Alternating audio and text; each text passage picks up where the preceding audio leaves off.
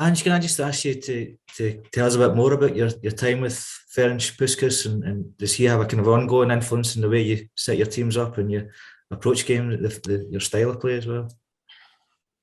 Yeah, look, I've mentioned, I think, a few times there's been sort of varying influences in sort of the way I look at football, and probably the predominant one was my father, but Ferenc is probably one of the most significant influences, yeah, for sure. He came into, sort of my career. I was captain of the club at the time, South Melbourne, and he's one of the biggest legends of the game. Even if you're talking about one of the greatest ever, he makes that list of players, and he was just a gentleman. From the moment he walked through, he was humble. We were constantly pestering him to tell us stories about Real Madrid, what he did here at Hampden, what he did at Wembley, and he was forever sort of downplaying everything, and it just showed you that the greatness of a man was just his humility in dealing with people. And I was lucky because when he came to Australia, his English wasn't great, but he coached Panathinaikos to a European Cup final.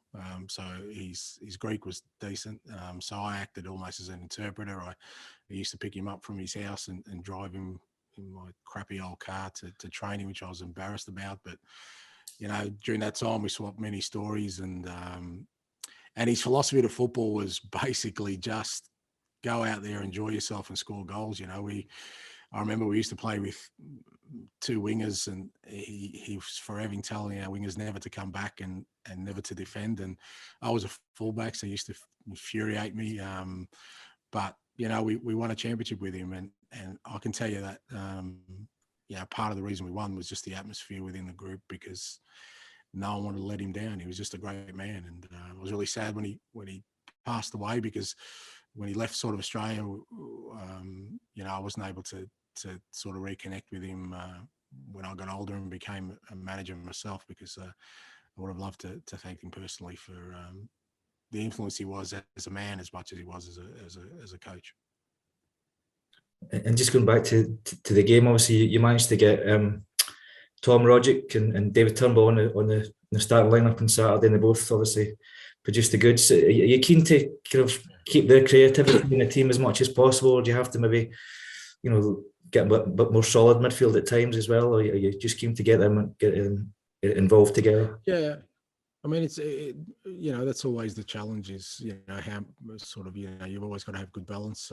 The key to that, I guess, is, I think when Tom and Dave are in good physical condition, they can do the defensive work we need, so that, we don't lose the balance. I think the one, the tough bit for them has been that I have been able to rotate them. So, if you look at through sort of the last stretch of games, I had to play game after game after game. And then that's when I think it becomes, too much of a burden on them to do that sort of role. But certainly on the weekend, they both looked fresh. I mean, Dave hadn't played at all during the time away, and Tom felt really good. So I think that showed. I mean, that's, I guess that's for me, the kind of thing we've just got to keep monitoring. And there may be games where I think, we need to give one of them a spell, so that we can change things up a little bit. But, I think when they're both feeling good and fresh, I think it gives our team a real good sort of attacking threat without sort of diminishing any sort of defensive solidity we may need. Andrew? And you talked about how key the atmosphere that Ferenc created at the club was. Is that something that you've tried to emulate throughout your career as a manager at the clubs you've been at? It's certainly highlighted the importance of it to me, that, how important it is that, as a leader, that, people believe in you. And we certainly believed in him.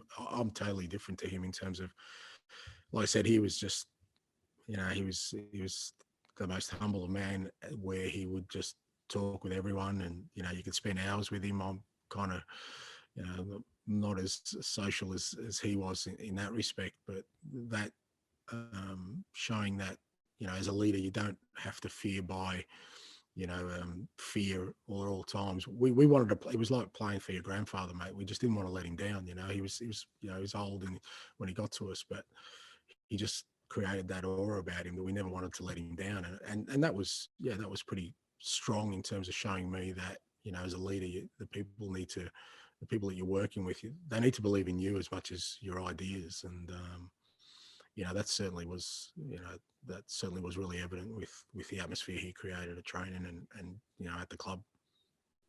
And earlier on, you touched on the qualifying defeat last season Celtic had to Ferencvaros. I know a lot has changed at both clubs since then. Is there any value at all at looking back on that game at all, heading into this one? Look, not really, like you said, because so much has changed. I mean, I've obviously spoken to the guys here, the staff and the players who were involved in that last year, but there was no crowd. It was an empty stadium. As you said, both clubs have changed managers. They've changed significantly in terms of their team. So I think it will be a totally different sort of contest this time with, supporters in there and with different approaches. But I think the one thing you do know is that, they showed last year that, they're a challenging team and they'll be coming here to knock us off and get a result. And for us, it's pretty evident that we've got to play at our best if we want to get, the result we want. I think, Gabriel? Hi, Ange. Just a quick word on Jota becoming a really important player for the club. I think goal and assist yesterday, goal the previous game as well. How key is he becoming to what you want to do? Yeah, he's, but I mean, Abada went through that spell, Kyogo went through that spell. I mean, I think I'm hoping that's what we're creating. We're creating a team that, has multiple threats in an attacking sense. And, Jota's slotted in really well. I really think there's more to come from him. He'll improve a lot, for sure. But, I don't think that means that, he's the key any more than Kyogo or Leal has been. Ajeti, when he played, scored. So I think the way we play helps these attacking players sort of bring out the qualities they have. I think the way we set up, and I think Jota himself will be the first to say that he's benefiting from that. I mean, he scored a great goal, but you're not going to score that goal unless Tommy Rogic has a vision to put you through. So it's not about one player being a key, and I think that's what we're trying to create. That's certainly what I'm trying to create with the team. That on any given day we have multiple goal threats, and if you look at our goals this year, they've come from just about everywhere, and we're not relying on one person or even two people to do that. And Jota's playing his part in that. And just finally, I think you touched on it earlier, just about the 3:30 kickoff tomorrow, European game in the daytime. Really strange. You're still hoping for the same atmosphere from the Celtic fans tomorrow afternoon?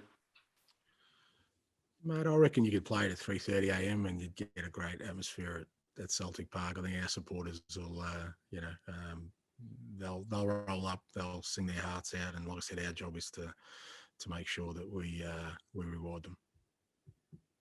Thanks, Ange. Okay, that's us, I think. Thank you very much. Thanks, guys. Thank you. Thanks.